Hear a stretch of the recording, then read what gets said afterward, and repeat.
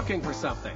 A new way, a new understanding, a connection, some comfort. You've got questions, and Light on Living puts the spotlight on all the answers so you can shine.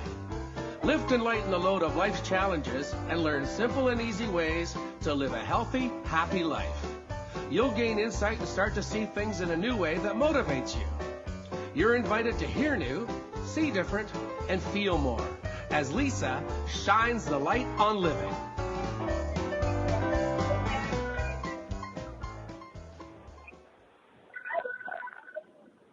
Welcome, everyone, to Light on Living. I'm your host, Lisa Berry, and today is I always hate to end an interview series, but it's the final day of our interview series with Magnetic Entrepreneurs for Women Leadership. And we have a very special guest who's actually live on location in New York. But you're actually from even further because Dubai is even way more far away. So we're just happy that you're there. And so if anybody is hearing those buses go by, it's just the busyness of New York, isn't it?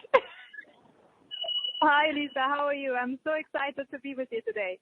Oh, well, welcome, everybody. We have Aisha Rawert on with us, and I have to read you her bio. It is pretty exceptional and perfect fit for women leadership. And Aisha, I'm just going to read this because there's so much in here that I wanted to include it all, okay? So just bear with me while I share it with everybody, okay? So everyone, Aisha is a professional coach, head of culture, employee experience and employer brand at the local telecommunications operator, speaker, HR consultant, and writer. She brings 20 years of experience in marketing, sales, and operations, operating at board level from multinationals to startups. Headquarters to operational units in product, services, processes, and human resources activities to provide insights, strategies, and support to clients. And you guys, you got to hear this because the insights and strategies and supports are actually some of her pillar model that you'll want to know and follow. But a multiple degree holder from top universities and the business schools such as HULT, UC Berkeley, and the prestigious Mohammed bin Rashid Center for Leadership Development. She is a certified coach by member of the International Coach Federation, and Aisha is further certified as an organizational relationship system coach and the first Gallup Strengths Finder coach in the Middle East. Despite a demanding career, she makes time to be involved with the community and professional organizations, a member of the International Coach Federation, Secretarial General of the EITC Women's Council, board member of the Dubai Freelance Company, member of Singularity University Dubai chapter, member of the German Emirates. No, I said it wrong. Emirates. Emirates. Very good. Emirates Club and board member of the Irish Society Club. She was honored with the ICF Middle East Prism Award for coaching. Oh, look at you, young lady. You're so tiny and young to do all this. My gosh. You're just nominated for the Emirates Women Award and Women in the Tech Award. My gosh, Aisha, you are just making waves, making changes for the better and out there all the time. We try to do our best, right, Lisa? Yes. And so as I read your chapter is unique actually because I get to read your story as everybody would when they pick up the book. But then you go on to give direction and help. And there's something that's very close to your heart, which is equality, equality for women, equality among all. Where does this driving passion for gender equality come from? Well, I mean, Lisa, as you know, we're in the UAE, right? I mean, maybe you have heard in Saudi Arabia they just allowed women to drive. So that is definitely something which is very progressive. Finally, we're moving into the right direction. The UAE has been far more open for a very long time. However, there's still a lot of work to be done if we want to have equal rights between male and female. There's a lot of work to be done in terms of culture. And from that aspect, I really think we have a lot of opportunities to give our experience coming from Germany into the UAE, being an Emirati Muslim, supporting women with all our experience that we can give them back and thereby helping them to progress and advance. So gender diversity has always been very close to my heart. And I think from there, it's something that we can really drive forward and where we can make a difference. Oh, and it is, and the difference it's making, and I'm jumping to the now and the future, but the difference it makes by having women be have equal thing. What is something that you yourself personally have just witnessed a shift in the essence of business culture because women are now in it? Yeah. I think one significant shift has been made by our leader, Sheikh Mohammed himself, when he announced that he wants to have much more higher representation of females in his own leadership level. So we have now 50% FNC, which is the Federal National Council representation. That was a target given by our government. So even from a government aspect, we have a very ambitious strategic goal of being the 25th country in 2021 in terms of gender equality, to support the United Nations global sustainability goals. So I think from us it's top down. So we as organizations, we want to also support our government, obviously, to support these targets. How do you, were you in direct assistance with this? Yes, alhamdulillah. I'm working together with the Dubai Women Establishment, as well with the UN. We have contact with them. They're supporting us in how we can transform our organizations, and our organization's been taken as one of the key pilot organizations to try out some of the strategies and best practices the United Nations, the UAE, Gender Balance Council and the Dubai Women's Establishment have established to implement and see how we can drive that forward, to learn from, so that this can be adopted in other organizations as well. I just, on a personal level, like when you wake up in the morning, are you looking at the day like, oh, I've got to fight this to make it right, or are you waking up and looking at like, wow, I can't wait to just water these plants to grow, so the change is the growing plant? Like, which attitude do you wake up and kind of go forward with this? I think the first question I ask myself when I wake up in the morning is, how can I add value today? And that is not only related to gender balance. This is basically everything that we do. How can we leave this world a better place than we found it in the morning? Oh, I love that. Better than we found it. No, that's so beautiful in all areas. And I think that's a lovely thing that I've noticed that, with women, we're adding to that. There's something so interesting I read in your chapter. My mouth dropped. I read it and went, what? That makes so much sense, but I want to ask you about it.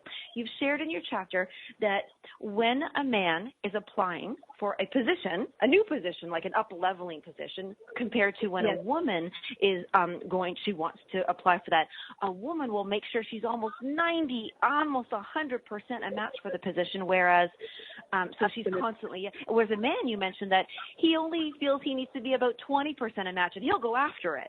So that blew my mind, and it totally made sense. I was like, oh my gosh, I can believe it. I think it's, no, but I mean, this is something that we as women, I think, need to step up as well and become self-aware as to what is it that we're doing to ourselves. If we want to grow as a human being, ideally we need to look forward to challenges.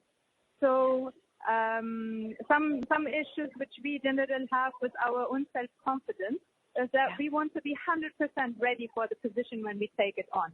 And therefore we believe, okay, only then we can make an impact in that position. Whereas men, for them, it's a little bit different. They're seeking the challenge and they think, by default, I can grow into this particular position and I will learn as I want to go. Right? Yes. Now, the challenge on this front is, if we already go and apply for a position where we are 80 or 90% match, how much opportunity is there for us to learn? Very little, because we are already there. We already know all these things, right? So effectively, we don't grow as a leader. I found that absolutely fascinating. So I think there's an opportunity for us as women to step up and say, look, if we have an opportunity, even if the match is only 20% in terms of skills that we have already acquired, let's go for it. Let's drive it and let's take this position on board. We will get the support we need, and we have all the abilities within us. As long as we're willing to learn, we're going to make it. That is, okay, and I'm so glad you added that part, because So here we have a couple things, and if you could share with the listeners, what in our mindset could we shift so that we could go from the belief that we have to be 80 to 90% to, like, what are we missing? Like, what is that mindset piece that we're missing so that we can allow ourselves to have confidence and step into that, okay, it's 20% match, I can grow, I can do this. Like, how do they get from there, thinking they need all of it, to, okay, I can grow? The very first step is awareness. I really like that question, because on many occasions we are not aware of what we're doing to ourselves. Yeah. So if we know that by default we are hesitant to take up on new challenges. So by default, if we are aware that we are hesitant in order to ask for the promotion, then we can do something about it. I mean, what can be measured can be managed. So the first very important thing for us is to be aware what are those unconscious biases that lie within us as women. Once we're aware about those, then we can actually do something about it. So beautifully said. So I love that. You actually talk about there's pillars, like I call them pillars, but they're more like quadrants of when we want to make change. You mentioned that it's not, we don't want to start necessarily from the bottom up, but you have mentioned that we should start from that top down. Oh, well, top down, yes. A bottom up approach does not work. As many times we have tried it, where we see the small groups blooming up, it's great. You need to start forming a community. But if we really want to drive change and make an impact in an organization, it's important that it's supported by the board, by the chairs, by the CEO, that we have KPIs put in place in our organizations, that these KPIs are measured, integrated with the HR department, and then only we will see a difference. If the HR department and the leadership is not on board, we will not see a difference in terms of recruitment. We will not see a difference in terms of shortlisting of high potentials and having female leaders included in that. We will not see a difference in the advancement and promotions, even in the way we got rated when we do performance reviews. We have seen that females in general are rated lower than males, and that is just simply a bias, from the leadership, because they are not aware as well what's happening. But then when you look at the statistics, you find out that actually there's a 30 or 40% lower ratings of females in the performance. So that is hindering them as well in the advancement. Right? It is important that these things are all measured and eye is kept upon, and then we can actually do something, interfere and uplift females. Yes. What was that statement you said? Something can be measured? What can be measured can be managed. Managed. Yes. I love that. Oh, it's so good. And what you even have a graph. Like yours is the only chapter, I think, with a little graph that we can follow and really have it. So that was very helpful, because when we look at all the different things that are necessary to do that, you mentioned, step one, we ensure that leadership is. Oh, I know, the sponsorship. I'm going to ask you about team coaching. Yes. Team coaching, mentoring, and sponsorship. So team coaching, touch on that a little bit there. What is that in the world of change? So in team coaching, I basically sit down with teams or with groups of people, okay, and we can identify, for example, personal biases. We can educate our leaders on how to tackle gender balance challenges overall as a result. If I'm doing one-on-one coaching, then I'm working only with one single person to overcome certain challenges. And then we have the sponsorship aspect, where it's a senior leader who takes a personal vested interest into promoting and supporting, somebody of the lower rank. So these are the different models that we have. And then, obviously, the stand-up mentorship model. So if we look at all of those four, I believe each one of those has a place if we really want to tackle diversity and inclusion and make it through different ways. And there's so much to those layers. You made me think of something. You used the term team coaching, and just all, in my history of stuff, we often use this word group coaching, but it has a different feel to it. Even, like, maybe that's the feminine heart, I don't know, but a team really has a more of a vision of a common goal feel to me. Absolutely, yes. Like they're really. Whereas you could have an organization where you have multiple people from multiple teams, different backgrounds, different ranks, okay, to create an impact on that front. And there are certain coaching aspects which we look at in this environment. And then some challenges are team specific, where we would like to look at the team coaching itself. So you would have the team leader, obviously, and you will have all the people who know each other fairly well in this particular team, and there are then certain impacts which we can create on that front.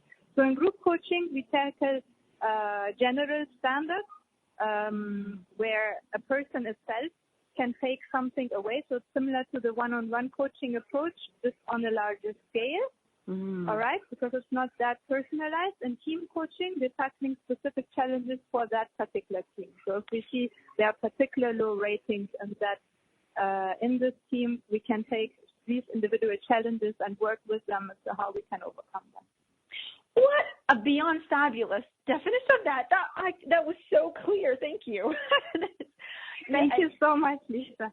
You know, it's because in our lives, like I'm thinking, like I'm still blown away. I'm thinking, okay, what in my life have I not accepted this new challenge because I want it to be perfect? And then I thought, okay, I like this. I have an awareness now. So now I want to look at my life. And I'm looking at the words, a mentor. How, in our own personal lives, how do we go about looking for a mentor and choosing the right one for us? Okay. So first of all, we don't need to have only one mentor. Okay. Oh. Mentorship is not necessarily only a one-to-one relationship, right? Okay. You can have many mentors for different things, or maybe for the same thing, you might even want to have 2 different mentors or 3 different mentors, because each of those mentors have something else to give. When we look for a mentor, we look at his particular experiences which he has gone through. Okay, and how these experiences can benefit us in our own career, how we can take his advice. So there might be certain things this particular mentor has done versus another mentor has done some different things. So sometimes we need different advice from different people. Same like sometimes we ask our mom, we ask our dad, we ask our sisters, we ask our friends, and then we form an opinion. The same is how it goes with a mentorship. So it always, when we select the mentors, it always depends on what is it exactly that we're looking for. What experiences do we need at this stage? And then just ask them, would you like to be my mentor? And many times those people are very flattered, to take you on board and will support you. So it is a great way of establishing a relationship which can last for many, many years and even end up into a friendship. What you just said there, everybody listening, this is the perfect question for you to ask yourself when you're looking for the mentor. What experience do I need at this stage? Oh my gosh, that is so beyond perfect. Oh, I love it. And the difference, I love when I think of coaching, being a life coach myself, when we said, we never give advice. And I love that you mentioned for mentoring, that's where the stage that you want to give advice, because they've done it. They've walked in those shoes ahead. And so now when we move into the sponsor role or the sponsorship, what does that mean? What stage is that?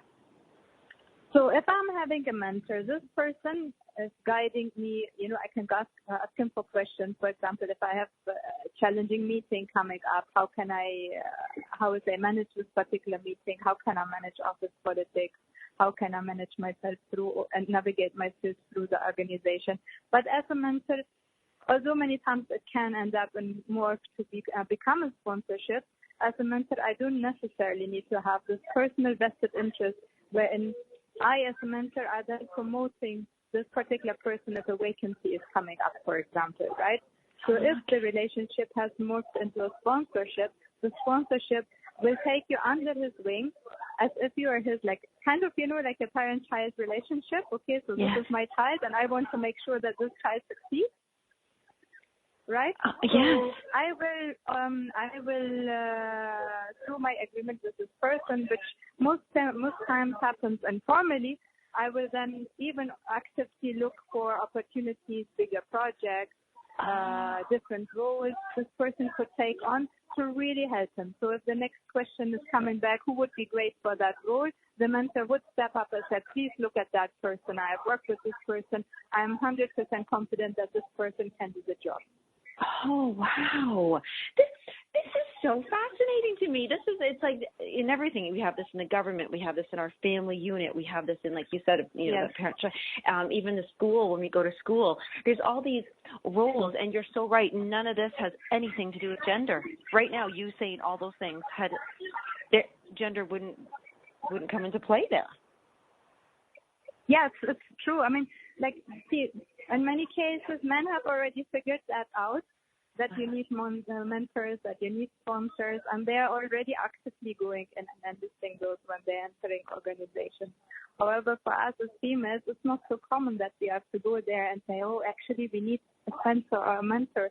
It's something new to us, alien. Not every single organization is promoting us, and many times we're not aware that such a concept even exists.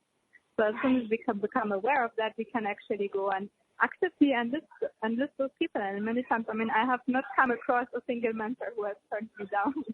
Oh, good. You're able to locate the right ones for you. When you talk about strategy, so yes, when we have a goal, we wanting to have more gender equality, we have to come up with that strategy. What are the first steps of what is involved in strategy development, and what is the first step? All right. So when we started out with our women council, we said the first thing we want us to be, we don't want to be like a club of females who are just seen as some woman drinking coffee all day and chatting and listening. This is what many people have. Yes. When we talk about this kind of councils, we said, no, we want to run it as a business. And I think this is what helped us as well, moving this forward and championing this initiative all the way up to the board. That's when we sat down and said, okay, what are the impacts that we can create? How can we measure that? How can we put KPIs behind it? What do we want in terms of the employee life cycle? How do we attract different genders? How do we move them through? So how do we reward them? How do we train them until so it's advancing, attracting, the rewarding, and as well as the learning piece. How do we develop them? So we have all those 4 streams, and then we looked at the different levels. We need to create an impact at the leadership level and impact the leadership. We need to impact the culture and the mindset of people. So what activities can we list down under those? What communications have to go out? What kind of role models do we have to establish and do we have to showcase in order to advance that and send the right messages out to the employees? So when we sat down and looked at all those different pillars and strategic levers, then we could come up with a very clear roadmap with a clear budget where we say, okay, these are the impacts that we want to create. We will create them over this timeline that's in it for the company. I mean, we have the revenue, the positive revenue impacts, which have been shown to be very effective in organizations with high diversity. But we have also other strategic goals, like for the OECD, they have created the corporate guide, which gives you bronze, silver, and gold accreditation. So these kind of things, positive mentions, having the CEO sitting on board and talking about gender equality and gender balance. These things are all very positive to organizations, and putting those onto a roadmap with a clear budget definitely helps to advance the case rather than just sitting and just talking about it. Yes, I feel like you're building a world. It's like, I was like, oh my gosh, this is like more details than building an entire planet Earth, I love that you mentioned just about the revenue, and before I go, we have to go. I want to ask you, revenue is a big thing. You're right, people to have this kind of initiative and to do everything that you just mentioned, revenue has to be obtained. How do you generate that money? And are you, who can help, and how can we get there to help you? All right. See, if we talk about gender diversity, I mean, the revenue comes through the marketing, through the sales. So, especially the innovations, for example, that is always a very easy one to capture. Now, since we started in Saudi with the female driving, if we include females in the marketing department and have a higher percentage over there, they can cater to the female needs so that cars can be built that attract female customers on the right colors, on the right features. You know, they can talk the language of other females, the same, you know, like any country. So, for example, you have an Arab, you have an American, you have, a British person. All of them might have different needs, and the more diversity we have, regardless of it's gender or any other, minority or majority group. If there's a balance, especially in the innovations, we will come with far better ideas as it's only the same trail of thought. And that can be easily seen when we look at our revenue targets, because the products are just going to be better and are going to be much more related towards what the customer actually needs. You know what, it's funny to say this, but in what I've learned so much from you, and what I hear and what I feel is that we must be able to say what we need, speak out, let people know. There's that marketing, the awareness first of what we need, then being able to get it out there to the world, and then to actually make the change. And I love that you said that. Where could we reach you if anybody is called just to align with you and learn more from you? Well, my email is Aisha, AISHA, Rawert, RAWERT, @gmail.com. Okay. And we can also go to Facebook. That's the most easiest way of reaching me, or you can reach me on Facebook or LinkedIn. I think those are the easiest ways. Aisha Rawert, you will find me there. Yes, and you have such lovely, you know what it is, every time I go to your Facebook page, you're always doing and speaking to somebody that's, in a level and a position that can help you to where you're going to do. You're always proactive. I love that, and you seem so very effective, and you're such a pleasure. Thank you, Lisa. It was such a pleasure to be with you. Well, I can't believe this time is so quickly wrapped up, but everybody, you've been listening to the most wonderful Aisha Rawert, and we are saying goodbye, but come back because we have another amazing guest. And Aisha, thank you so much. We'll talk to you again soon. Thank you, Lisa. Okay, bye. If you come ever to Dubai, please give me a ring. Thank you. I sure will. It's so pretty there. Yes, okay. Okay, bye-bye. Bye.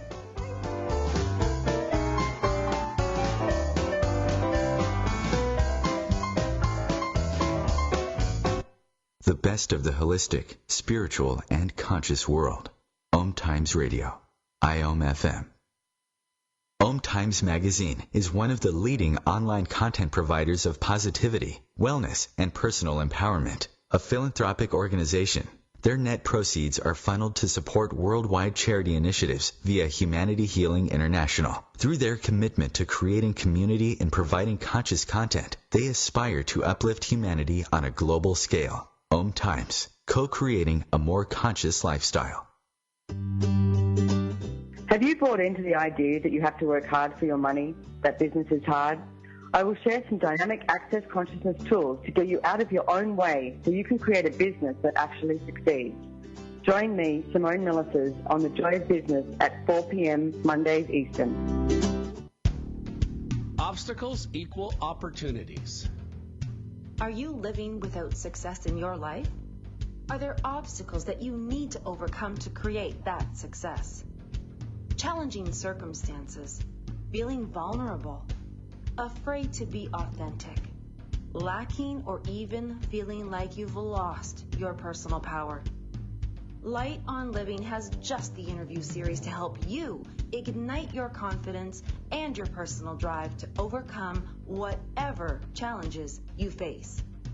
Join us every Monday in July to learn how these entrepreneurs overcame damaging business experiences, financial ruin, and personal hardships as they show you how to move forward with poise, grace, and insight. So get your copy of Obstacles Equal Opportunities Volume 2, The Enlightened Journey, and join us as we go live with these empowered authors.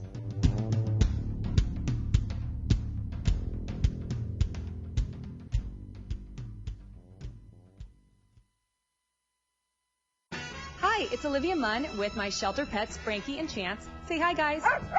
When I adopted them, I discovered that they both have incredible personalities. Chance's sole purpose in life is to love and to be loved. Frankie is a little bit of a scoundrel and always entertaining.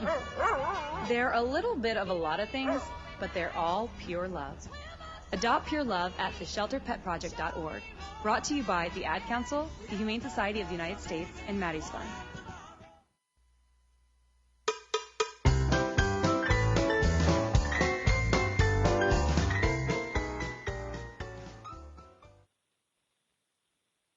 Well, welcome back, everyone. We are continuing for the second half, and sadly, but excitedly all at the same time, the final wonderful co-author of The Magnetic Entrepreneur. So as you know, we've been doing this series all this month, really building up. This is for women leadership, and every woman has just been so incredible, sharing not only their personal side of things in their chapters and on air here, and then allowing us to go a little deeper with them.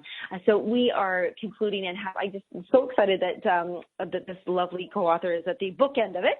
And I want to welcome Serena Brown-Travis to the show. Welcome, Serena. Thank you so much. It's such a pleasure to be here, and thank you for being awesome and doing what you're doing. You are just going. You've been sharing all these shows with everybody on your page there, and it's just what an opportunity for all of you guys to be together and meet. Well, you know, this has been great. I think Robert J. Moore, we owe him really a lot of credit, and certainly we're so grateful for the gift that's working through him to have put together such a massive project. But the collaboration between all of the ladies, I mean, it has just been inspirational. I'm honored to be a part of it, but I've actually had to pinch myself to just be grateful that I'm in this platform and have the opportunity to share this stage with so many dynamic women. Oh, that's a great word, dynamic. You know, I don't think I've used that word all series, so yeah, oh my God. Well, let me just share with everybody a little bit who you are from your bio in the book that they'll have to get so they can read the whole chapter. But everybody, I just want to introduce you to Serena Brown-Travis. And Serena Brown-Travis is an Ohio native and daughter of the legendary motivational speaker Les Brown. Since her and her family's life work has been full of positivity, motivation, and inspiration, having small goals was not an option. While shooting for the moon to land among the stars, Serena earned her Bachelor of Arts from Hampton University and Master's in Marketing and Communications from Franklin University.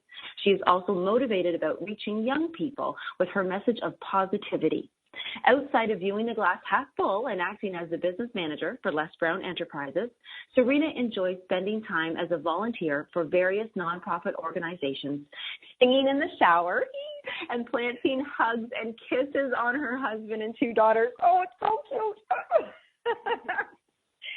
That does sound like it's full of love and positivity. I love the thing, planting hugs and kisses. Did you write that? I love my family. I love my family. But you know what? And you're in a family business. So do you ever feel like there are people who just aren't in your family, or is everybody just a big family? You know, everyone is a big family. Thankfully, we never meet a stranger. Now, of course, I'm not gullible. There are some people that you go, our personalities are not going to mix so well. Right. For the most part, I never meet a stranger, and I always love, connecting with, having conversations with, laughing with, collaborating with, all of those good things with strangers. So, I never meet a stranger. Yes, I just find that we are even going there because your chapter, which is titled "I Prefer the Back of the Room," that it's so funny because here we are, like, oh, I never meet a stranger. We're out talking to people and connecting, and it's so funny because if we get that vision right away of somebody in the back of the room, they're not going to be talking to anybody, Well, it depends on what they do. So in my case, I prefer the back of the room as the chapter title. I used that because I was shy. I didn't want to be recognized or praised, but I knew how to turn on the back of the room charm. So in my case, I let it work in my favor. That if you want to have a conversation with me, then you got to meet me in the back of the room and we can talk all day. But if you want me to be out front and to show my gifts and talents and to expand outside of my comfort zone, that will not happen. So come to the back of the room and you'll find a friend. Oh my gosh, not only do I think that should be the title of your next chapter or even a book, I feel like, I just came to the back of the room to talk to you, and I'm so excited. Right. Right. But no, Well, in terms of the title in the book, I intentionally hid myself in the back of the room. And so growing up with Les Brown as my father, many people gravitated towards him, and that was great. And so between myself and my siblings, we did everything we could to just, be a support. Be it we sell products in the back of the room and, help Dad sign autographs and, all of the stuff that comes along with helping someone in the public eye. And so because of that, I then forewent my talents. I did not, I love to write. I took years off of writing. I didn't even put a pen and paper in my hand to even be creative. And so I shrunk myself, if you can imagine. I shrunk myself. And many people go, oh, I prefer the back of the room. And for many reasons, maybe you're shy. Maybe you're naturally shy. But maybe your feelings have been hurt, or your gifts have been challenged, or you don't feel like you're talented enough. And so you just intentionally hide yourself and hide your abilities to be in the back of the room. And I actually, for the past 3 years, went through a process. I mean, everything in my life just seemed to go wrong. And then I realized what was going on is that I was not sitting in my truth. I was not being truthful to who I was. I was not, using my gifts and talents to help other people. And so this is how I got to, create this title, Being in the Back of the Room. I love that. Actually, I wrote down one of your lines that you said, I hid myself by celebrating others. And I would love for you to touch on that, because interestingly enough, right now we are celebrating, you're celebrating your co-authors, you're celebrating, Robert, but we're not hiding. So there is a fine line there. How would one know, how can they become more aware if they're hiding behind that in celebration, or simply just getting caught up in it and enjoying it? Right. Well, I think that we're all supposed to celebrate each other's successes. And so, as a friend, as a sister, as, a wife, like if anyone ever has good news, I am the first person who loves to celebrate with you. What the difference is that when you realize the only thing you're doing is celebrating other people, and you don't have anything that you can celebrate for yourself. And that is the difference. And so, the little small victories that I had, I kept them quiet because I felt like I could do more. I was embarrassed at where I was in my life, and, I could have been making way more money than I was making. I wasn't doing that. And so with that being said, I think that it's important to make sure that you have people who can equally celebrate you. And so, yes, I can celebrate you. It's great to be on the show. But maybe in a couple of weeks, then you'll say, hey, Serena, so what's new in your life? But I hated that question. I didn't want anyone to ask me that question, because I wasn't doing anything. Didn't feel like I was doing anything worth celebrating, worth talking about, and I think that's what the difference is. So I actually had to do a self-analysis for myself to figure out what was going on, why was I so unhappy, why was I everyone's cheerleader, but could not get one good idea of mine off of the ground. I love that you said that. You know what? Wow. Thanks for coming up with a fantastic response to that one off the cuff. But what I love so much was that you said equally celebrate. And we just got off talking off the previous show about talking about equality. So I was like, oh my gosh, see, it's everywhere. It's even in celebration and how we is it equal. And I love the two keys there just to highlight. We know the difference is that we're only celebrating others, and we don't have our own or want to share our own successes. So that was. Right. Wow, look at you. I go. There was something I just loved, and I can't remember if it was your quote or perhaps your father's, but let go or be dragged. Does that sound? That one hit me so much. And like, wow, did you have to let go of wanting to sit in the back room, or where does that come and fit in? Yeah, I had to let go of a lot of things. I had to let go of some relationships. I had to let go of some stinking thinking, as people say. I had to literally I was searching for significance. And so in my search for significance for myself, I had to make a choice to choose better relationships, choose things that were only going to feed me, that was only going to empower me.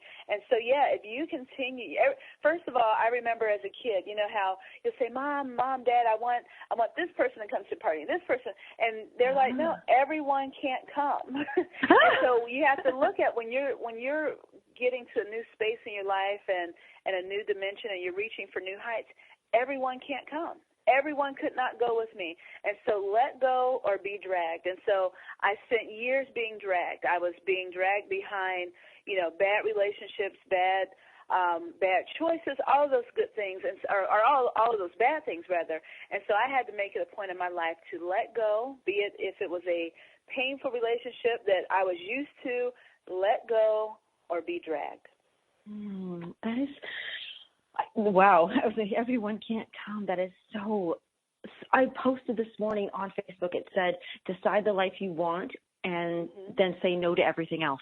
Yes, I saw that, and I thought that was perfect. That was perfect. In fact, you may see that again. Yes, I hope so. Well, it had such an impact because that was the first thing I read this morning. I went, oh my! And what you just said. Now I have even more of an image now because I'm thinking of like being a little girl and wanting to invite people to party, and mom and dad saying, okay, whoa, hold on. Everyone can't come. Everyone can't come. And so that's for me the premise of let go or be dragged. Everyone could not come to a new level, to the level where I was coming from, or, trying to reach for. And so, yes, I had, like I mentioned, I had to let go of relationships and let go of choices that were not affecting me. And when I say let go of relationships, a lot of times we are in relationships where we're only serving the other person. Okay, it's not being reciprocated at all. And so I had to decide, listen, I was not born. I'm not here for you, for your convenience. I have my own thoughts, my own gifts, and I have to explore and bring those to the forefront. That was actually perfect. Because you're looking at, okay, I love that. I was not born here for your convenience. But you've actually bringing up my next question, which was, in order to, quote unquote, let go, we have to find out what the underlying patterns, habits, and roadblocks that you are. And when you were doing that, I think that's a great way to start off, is saying, okay, who's serving who? Is it equal? Is it, getting me to the next level? But when you say roadblock, let's say somebody came up to a roadblock and like it's not a habit anymore, it's not a habit, it's a roadblock, and they feel like they can't move it. Where could they start to have a little bit of faith that they can get around that? Right. Well, I think first of all, we have roadblocks all of the time. And so some, you speak to it. I know in the Bible it says speak to the mountain and it should move. But I also think that when you have a roadblock, be it whatever it is, that you need to take a real look and do a self-evaluation.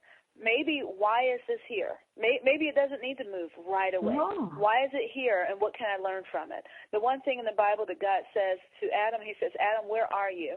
That meant that Adam had to look around and see, what was he doing? Where was he? What am I doing right here? So every roadblock for me is not meant to immediately be moved out of the way. There may be some things that I learned from the roadblock.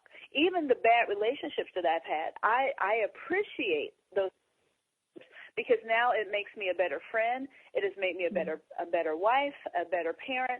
And so all roadblocks don't need to be immediately moved. They do eventually need to be moved. But I think the first thing you need to do is to figure out, why is it here and how will this benefit me? And then after you do that, then, if you realize this is not good for me, this is not healthy, I need to, then you go through that process of trying to figure out how to move it. And sometimes you just simply need to turn around and go in a different direction. I like that. There are some battles that are not meant to be not meant to be fought, rather. And so you just look and you go, oh, you know what? This is not for me. Let me readjust, recalibrate, and redirect my energy. And so, like I said, some are meant to be moved, and others you learn from, you cut your losses, and you walk away. Yes, I love it. I have a T-shirt that says "Oops" with a big exclamation mark on it, and I'm going to add to it, wrong way. Oops. Right. I mean, that's perfect. That is perfect, yeah. We're going to have T-shirt lines after this, Serena. Indeed, I agree. Well, I wanted to ask you, okay, now if I could only ask you one question, I want to ask you this question. Okay, and maybe there's not, I don't know, but what is the difference between, or can you help, one, see the difference between ambition and potential? Yeah, I'll let you think of it. What? I know. I love these questions. I should have had you email them to me prior to the show. I didn't know that was the only one I knew. Right. Well, okay, so I think of ambition. Ambition for me, I once had a manager. I was applying to a school, and the question asked, what are one of Serena's weaknesses? And she wrote down that Serena is over-ambitious. And I thought, what does she mean by that? I was nearly offended by her response. And of course, I still had to go to work every day and act like everything was cool.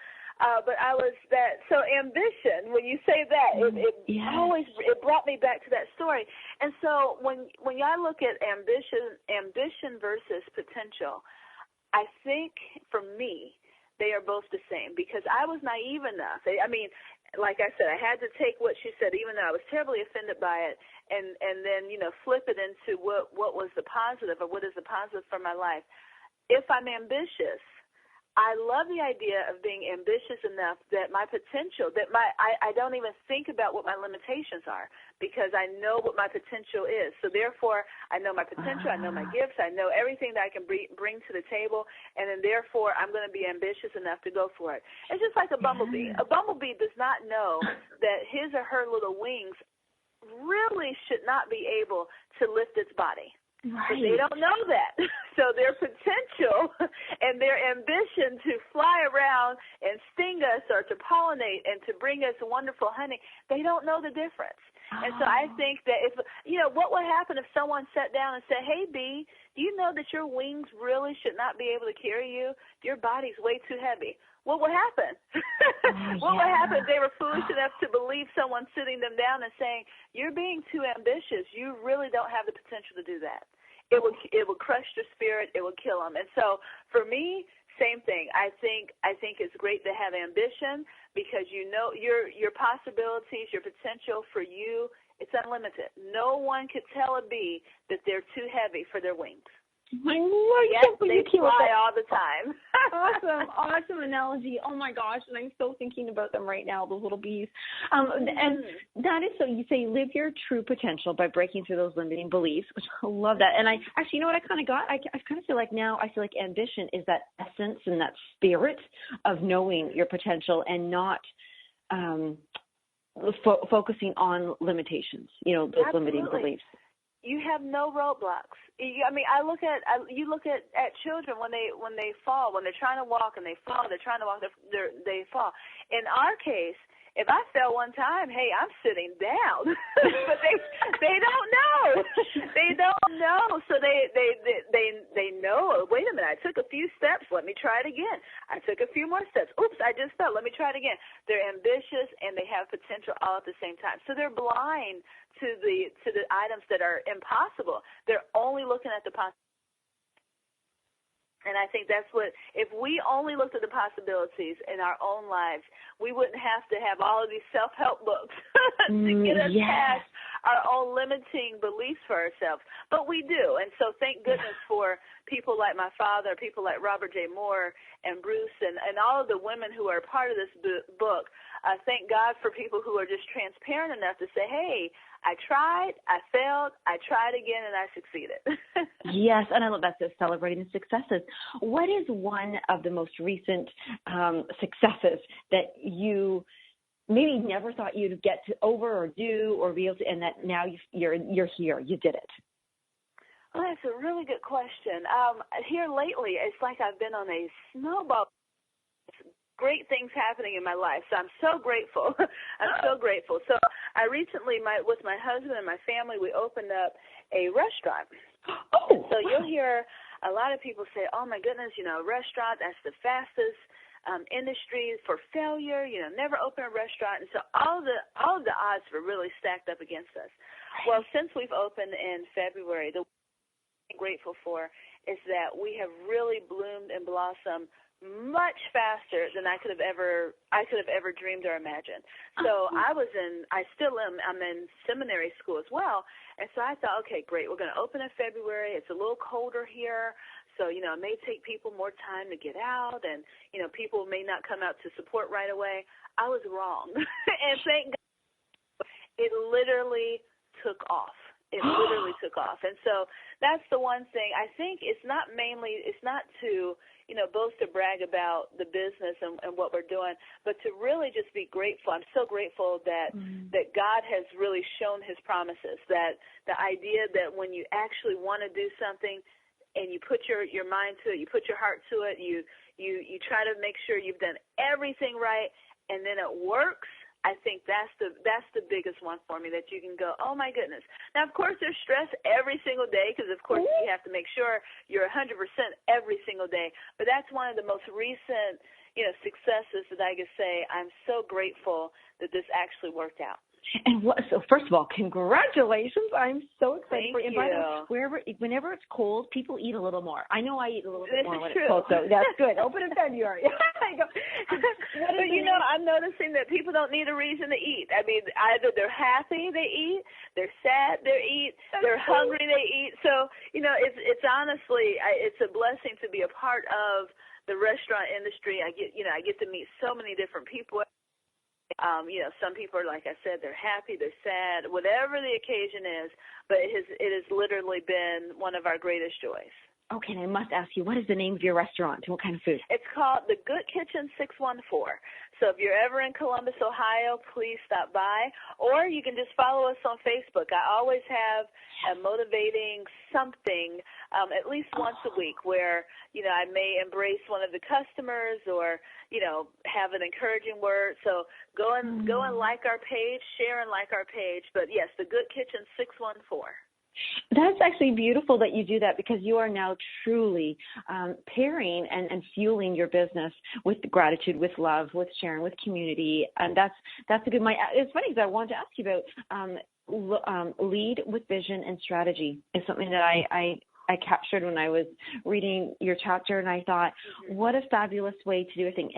If you could share with us, is it the vision, as you have a vision, it's a dream, and then you have the strategy? Is that how you start all the time, and how does that work? Well, you know what? Sometimes for me, the idea pops in my head. You go, oh, wait a minute. Am I supposed to do this? Was this just a grand idea? And so I'll sit on it for a while. And so I'll sit and toil with it. And I know some people, like my husband, he's the type, he'll get a good idea, and he immediately starts running. That's not me. I'm far more cautious. I'm far more, I'm kind of like the analytical side. Let's see what other businesses have done this before. And, so, but for me, I'll get an idea. I'll toy with it for a while. I'll read about it. And then eventually I have to give my dad credit for this quote. He always says, leap and grow your wings on the way down. If I continue to look at strategy and to look at case studies and to figure out who says what, you would literally talk yourself out of every single thing considered. Yes. So if you leap and grow your wings on the way down, you'll just go for it. And that, we have Nike who says, just do it. Just do it. Don't think about it. Just do it. So I'm literally kind of a mix of both, and so sometimes my husband will have an idea, and I'll go, hubby, let's put the brakes. Let's figure this out. And then other times, even as for this restaurant, we came across and we just dived. We went head first. And it's beautiful, and it's all working out. And that is something I'm so glad that all the stories that is shared. That is so beautiful, and it was a perfect example of real in action. Just do it. And so from here, are you still speaking? Like right now, as I want to make sure everybody gets an invitation to come by the restaurant. Absolutely, the Good Kitchen 614, Columbus, Ohio, right. And like them on Facebook. But do you coach? Do you want to speaking like? I have a few children's books that one went number one on Amazon, and so I was so grateful for that. And so yes, I am a children's author, and the reason being, the goal of my books is to speak nothing but positive words only. Sometimes as children we were told things that we still remember, we still can't shake. And my goal is to, create books and create scenarios that young people have that they can see themselves on the pages of the book. So if in their personal life, if they're battling hunger or, homelessness and things like that, some of my books address those tougher topics that aren't in many children's books.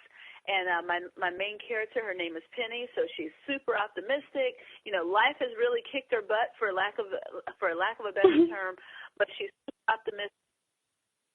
Pages among her friends, and so I have, like I said, I have 5 of them. One will be coming out hopefully by the end of this year, called oh my goodness, it just slipped my mind because I'm working on so many projects. It'll come to me. But nonetheless, in case I forget to tell you, there it is, in case I forget to tell you. And it's really for parents who, like myself, we're so busy making sure we drop our children off at soccer and dance and cheer and all these other things. But have I slowed down enough to tell you just how beautiful you are and for being smart and, things like that. So I am a children's author. You can find me at SerenaBrownTravis.com. I'm also on Facebook. I'm real easy to find, SerenaBrownTravis.com. And that's it. or like I said, well, that Facebook, was just all you have to do time. is type in Serena Brown Travis. That was absolutely perfect, Serena. It has been such a pleasure to meet you this way and speak to you. I can't wait to meet you in person and everybody. This has just been the most incredible series, Magnetic Entrepreneur for Women Leadership. And Robert J. Moore, thank you so much for bringing all of these co-authors and women and leaders all together to create such a powerful book. And again, Serena, it's just been such a pleasure to have you. And thank you for all your lovely stories. You as well. Keep up the good work, and I appreciate everything you're doing. Oh, well, thank you so much.